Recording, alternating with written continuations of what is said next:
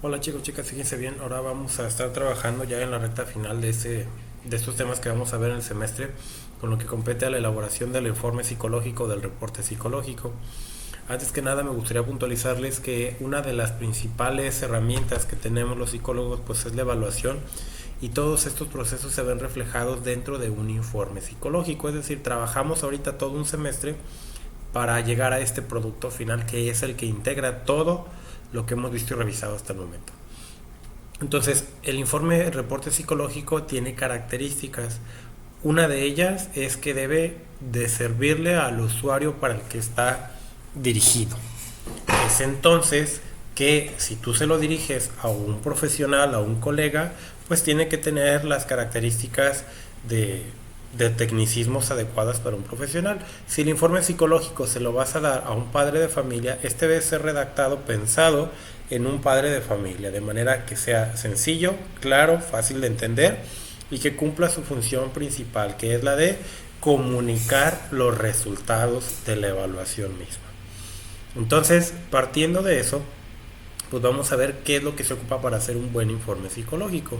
Entonces, para realizar un informe psicológico se requiere de tener ciertas habilidades, como analizar, sintetizar e integrar una serie de datos obtenidos con diferentes técnicas e instrumentos como la entrevista, las pruebas proyectivas y las psicométricas. Psicométricas como el Bender que ustedes usaron, y proyectivas como el dibujo de la familia, el dibujo de la figura humana. Tienen que analizar y sintetizar la información. Entonces, chicos, aquí no van a poner los resultados de las pruebas una por una y una tras otra. Por eso ya tuvieron los informes que se hacen prueba con prueba. Aquí se van a agrupar todos, se va a juntar la información y lo van a presentar de una manera lógica, es decir, va a llevar un orden y clara. Todo centrándose en que la persona que lo lea pueda conocer a la persona que evaluaste sin necesidad de hacer otra cosa. Es decir, todo debe de venir ahí, casi casi en la mente de la persona, debe de poder visualizar cómo es el niño o la niña en cuestión. Entonces, el informe psicológico en el informe se describe a la persona de tal manera que cualquiera que lo lea, pues espera que al terminar de leerlo tenga una impresión cercana de la realidad del examinado. Ahí es lo que les acabo de explicar.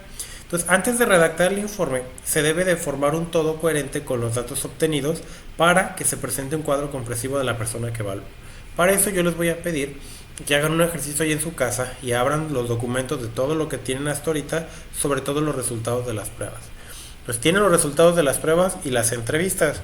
Muy probablemente no estén trabajando con el mismo niño con el que empezaron. Eso va a ser un poquito más complicado el proceso porque tenemos mucha parchadera de cosas. Entonces vamos a tratar de trabajar con el caso de Batman. Yo les voy a compartir el informe de evaluación que yo hice de Batman. Es un informe mucho más completo, es muy extenso, pero no se agobien, ustedes no tienen que entregar algo tan extenso así. Yo lo hice cuando estaba en la especialidad, ustedes no van a hacer un informe de especialidad. Lo que quiero que vean y que rescaten de ese informe es que se analiza la información, se presentan resultados, se contrastan los resultados para que vean cómo es que se elabora por medio de leer lo que es un informe psicológico, con lo poco o mucho que ustedes ya conocen del caso de Batman que se ha trabajado hasta ahorita, pues que puedan comprender cómo es eso que van a estar haciendo y realizando. Entonces, un informe psicológico debe de tener equilibrios entre datos objetivos y abstracción. ¿Qué es eso? Un dato objetivo son puntajes. Un dato objetivo son indicadores. La abstracción es lo que tú opinas, crees, piensas, analizas de ese dato objetivo. Por ejemplo, sacó un índice de madurez visomotora de tanto. Eso nos puede indicar que el niño puede llegar a tener problemas que tal. Esa es la abstracción. Entonces debe de estar equilibrado. Ni muchos datos ni mucha abstracción sin fundamento. Pero ambos deben de estar.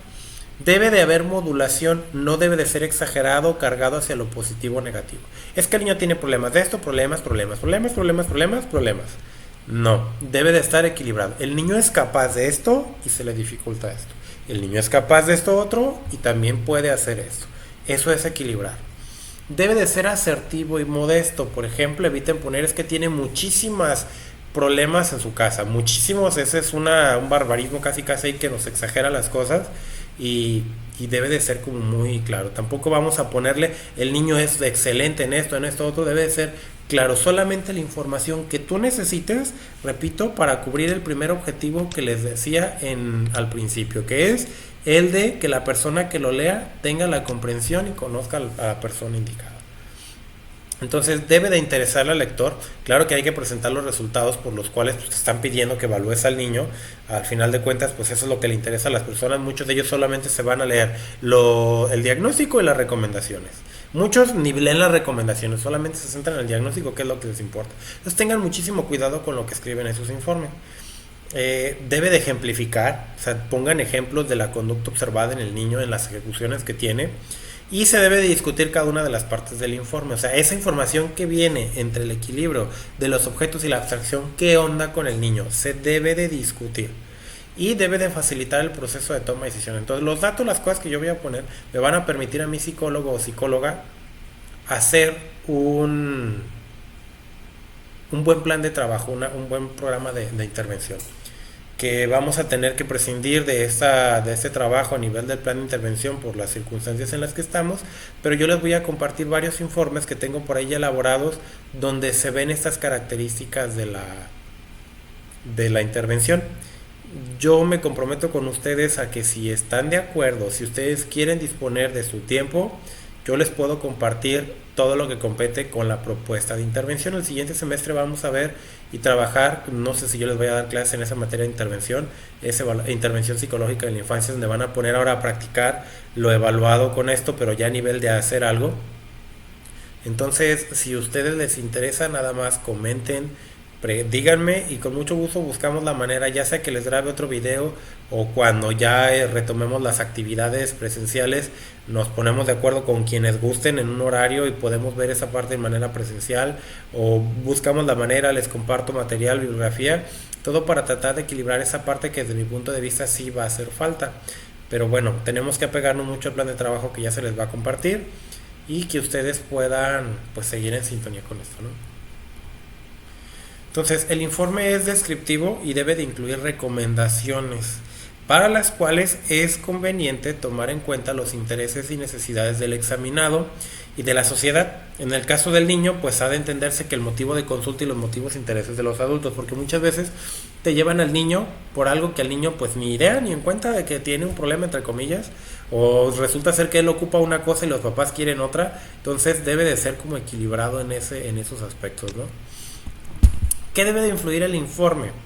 Pues son varias partes que tiene. Sigue el mismo esquema que el plan que los reportes de aplicación de pruebas. Debe de llevar su título, pero ahora es informe de evaluación psicológica, y debe de tener una ficha de identificación con el nombre, el sexo, la edad, fecha de nacimiento, lugar de nacimiento, todos los datos que se requieran para identificar al sujeto.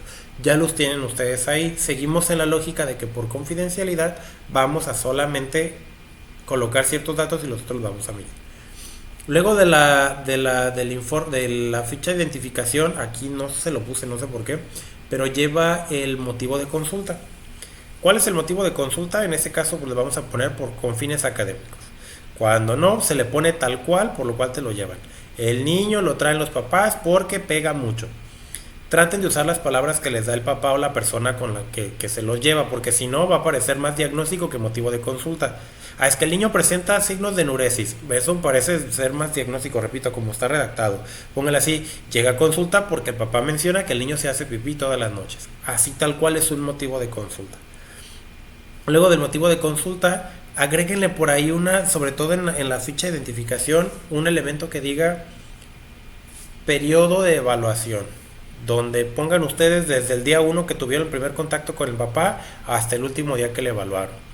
En ese caso pues se inventarán algunos datos, pero sí es importante que pongan del 1 de abril al 1 de mayo, para que sepan también ustedes y las personas que lo van a leer cuándo fueron esos datos.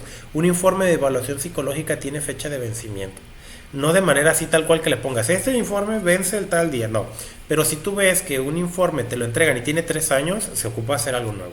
O sea, hace 3 años era así el sujeto. Recuerden que trabajamos con personas y el ser humano es un sujeto dinámico. Entonces muchas pruebas a los 6-7 meses ya hay que volverlas a aplicar. Entonces un informe que te toque que hicieron hace 3-4 meses, bueno, 6, 7, 8, 9 meses ya habría que considerar hacer uno nuevo. Y también si es una evaluación que se extendió por más de un mes, hay que tener cuidado porque recuerden que el neurodesarrollo es muy volátil entre más pequeño sea el niño. Entonces traten de que ya cuando sea su trabajo no se extiendan más de una semana o 20 días evaluando a un niño. Como margen, un mes. Entonces aquí les voy a puntualizar un poquito en el motivo de consulta que dice que las razones por la cual fue referido el cuadro sintomatológico que presenta y que requiere atención, pero con las palabras que te va diciendo el paciente, no como tú las interpretas. Luego de eso viene la descripción, se pone descripción del paciente, observación conductual y ahí se le pone. El paciente se presentó todas las sesiones de manera puntual, con aliño adecuado. El aliño tiene que ver con tiene que ver con el arreglo físico, la presentación. Se mordía las uñas en el 20% de las sesiones. Todo eso se coloca en la descripción del paciente. Los antecedentes o la historia del desarrollo, pues para eso es muy importante que ustedes puedan hacer un breve análisis o resumen al respecto de todas las cosas que le pasaron al niño o a la niña con el que se va a trabajar y evaluar. Entonces aquí empezamos a tomar. Pedro es un niño que nació de 27 semanas de gestación, en donde se identifica que tuvo problemas y aquí es donde vamos a ir resumiendo todos estos datos. Para eso, repito, les voy a poner algunos ejemplos para que los lean y los revisen antes de que ustedes se lleguen a trabajar de lleno con el caso que van a estar haciendo. Luego de la historia del desarrollo se vienen resultados y se presenta por áreas, chicos, de favor, resultados por áreas. Área cognitiva, área social afectiva. Por lo menos esas dos áreas se empiezan a reportar. No vamos a tener muchos elementos ni pruebas para trabajar la parte cognitiva, pero sí pueden obtener elementos del área cognitiva a través del lenguaje de la persona, de socializar con ella y de las pruebas que propiamente se aplicarían. Entonces vienen resultados por áreas y dentro de esas áreas ustedes van a reportar los resultados de todas las herramientas que tienen. Entonces en el área social afectiva van a reportar cosas que obtuvieron con las entrevistas, cosas que obtuvieron con la observación, cosas que obtuvieron con las pruebas, los tres. Entonces en el área social afectiva podrán meter elementos de la figura humana, de la familia y hasta del vender, ¿por qué no? Sí, sí lo pueden poner. Integración visomotor es un proceso cognitivo, entonces eso lo van a reportar con mayor frecuencia acá o con mayor características acá. Entonces es importante que venga así dividido. La impresión diagnóstica, que en este caso vamos a omitirlo, ustedes aquí no vamos a trabajar con esto, pero en realidad cuando tú terminas de presentar los resultados, pues tú tienes que poner qué es lo que está pasando con el niño, tiene un problema, no tiene un problema, entonces ustedes lo van a manejar como una conclusión, así tal cual, conclusión, a partir de los resultados presentados con anterioridad, se llega a la conclusión de que el niño no tiene ningún problema en las distintas áreas evaluadas. Se llega a la conclusión de que el niño presenta dificultades para expresar emociones o se identifica dificultades por medio de los padres de familia para mantener las reglas, el orden, los límites. Y así es como ustedes van a estar plasmando una conclusión. Las recomendaciones o sugerencias, yo les pido que las dividan a los padres de familia y a la institución. Si no tienen datos ahorita para trabajar con la institución, les voy a pedir que por favor se centren a los padres de familia. Entonces, recomendaciones, sugerencias a los padres de familia deben de ser claras, concretas, individualizadas y se debe de incluir pues los elementos para el tratamiento o el pronóstico. Por favor, eviten platicar con el niño todos los días. ¿Cómo? Platicar con el niño todos los días a las 6 de la tarde, una vez que haya hecho su tarea, donde se va a centrar en los siguientes temas: A, B, C, D. Todo debe de quedar bien clarito para que el papá lo pueda ejecutar. Recuerda que el papá no es psicólogo, recuerda que el papá no es pedagogo. Todo lo que tú le pongas debe de ser fundamentado. ¿Y para qué le va a servir el platicar todos los días con el niño?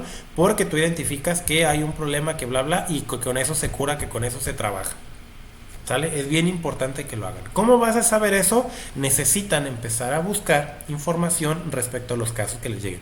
Si tú tienes un niño con problemas de lenguaje, pues tendrías que empezar a buscar artículos que hablen de problemas de lenguaje para que conozcas cuáles son los principales tratamientos que hay para poder trabajar los problemas del lenguaje. Aquí yo necesito que ustedes tengan mucha comunicación, chicos, y que por favor me escriban o me manden mails para que me expliquen los casos con los que ustedes se van encontrando para poder trabajar. Si nos cambian la jugada y nos van a dar un caso específico, los puedo apoyar en eso. No les puedo decir exactamente, mira, por aquí va, porque esa es la idea que ustedes hagan, pero la lógica es eso. Tú vas a buscar artículos que hablen de ese chico, de esa chica, con la situación que ustedes en tu conclusión encontraste. ¿Vale? Entonces, fíjense bien, aquí hay un ejemplo de cómo el informe puede centrarse en las pruebas del examinado. Por ejemplo, Juan obtuvo un puntaje normalizado de 13 en vocabulario en la prueba WISE. Centrado en el sujeto sería: Juan tiene un manejo de vocabulario de un niño de 8 años de edad. Claro que se puede utilizar los dos estilos simultáneamente. Este último es el que yo y muchos autores nos recomiendan, ya que el objeto del informe es describir al sujeto tanto cuantitativa como cualitativamente. Entonces se debe recordar que todo este trabajo desde la evaluación debe de ser personalizado. ¿Vale? Entonces recuerden que es muy importante integrar la información. Puedes tener muchísimas pruebas, pero si no las integras, de poco te van a servir. ¿Sale? Entonces les voy a pedir que de favor vean, revisen ustedes el ejemplo que les voy a poner aquí en la plataforma para antes de que hagan el resto de sus actividades.